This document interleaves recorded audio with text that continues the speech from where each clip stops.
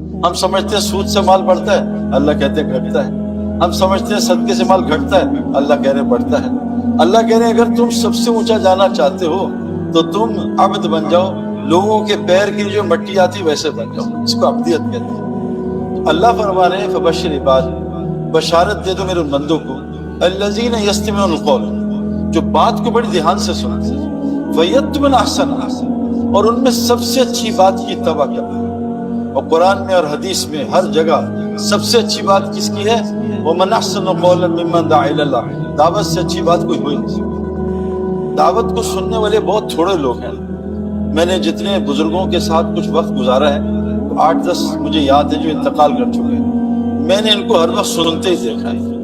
اور اللہ نے 2 کان اسی لیے دیے ہیں زیادہ سنا کرو، 1 منہ دیا کم بولا کرو۔ آج مزاج الٹا ہو گیا ہے، بولنا بہت ہو گیا، سننا کم ہو گیا۔ سننا اتنا ضروری ہے۔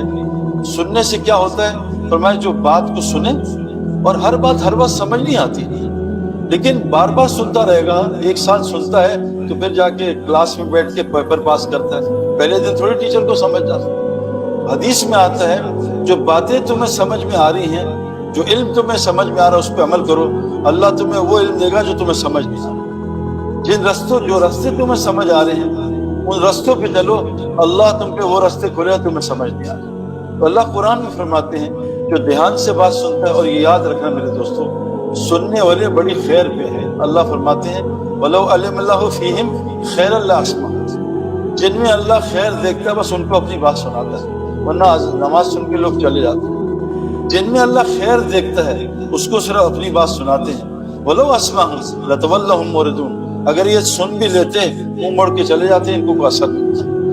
اللہ کی بات سننا دھیان سے یہ بہت ضروری ہے۔ میں نے 2000 میں 3 دن لگائے تھے، سن 2000، اور میں کرکٹ کھیلتا تھا، ٹائم ہوتا نہیں تھا، لیکن اللہ نے وہ ایسے فضل فرمایا، ایسے اچھے دوست دیے جو مجھے فجر مسجد میں پڑھاتے تھے، سارا دن پھر میں گراؤنڈ میں رہتا تھا، عشاء مجھے مسجد میں پڑھاتے تھے، میں فجر میں امام صاحب کا بیان سنتا تھا 15 منٹ، عشاء میں تعلیم میں بیٹھتا تھا۔ اللہ کی قسم جتنے سوالات تھے اللہ نے 3 سال میں سارے ختم۔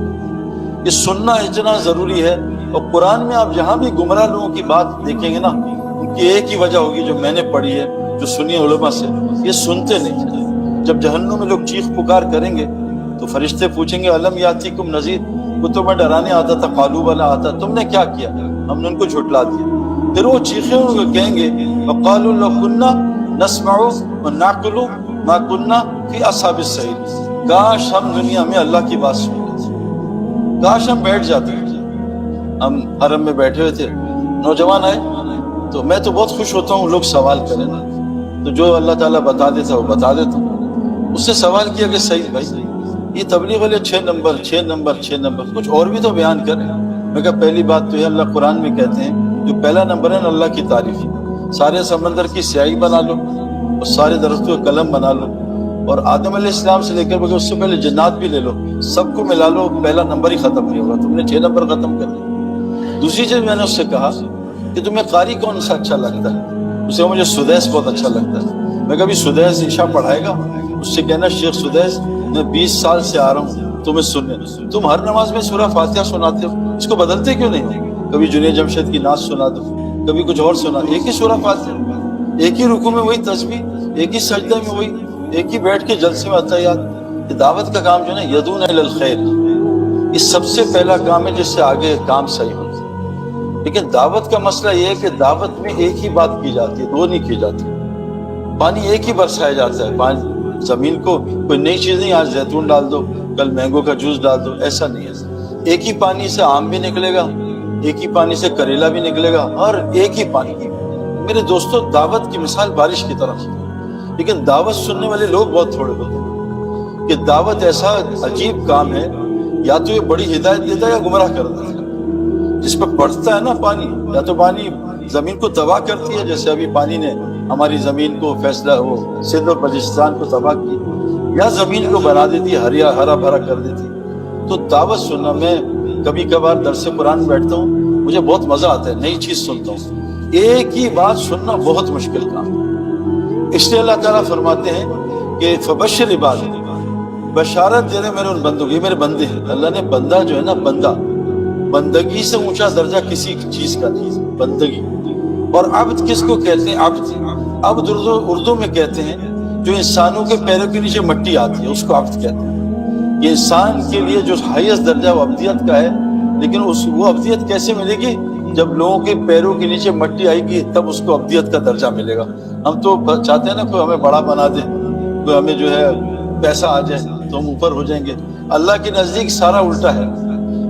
محمد اللہ صلی علی رسول کریم۔ میرے قابل احترام بزرگوں دوستوں، اللہ تعالیٰ نے ہمیں ایک بہت چھوٹی سی زندگی دی ہے، بہت جلد ختم ہونے والی۔ میں ایک دفعہ بات کر رہا تھا اللہ کی، تو بات کر کے جو ہے میں ادھر نکلا ہوں، ادھر سے یہاں 3 نوجوان بیٹھے تھے 20-20 سال کے، اس دروازے سے نکلے ہیں اور گاڑی نے ہٹ کیا، تینوں انتقال کرے۔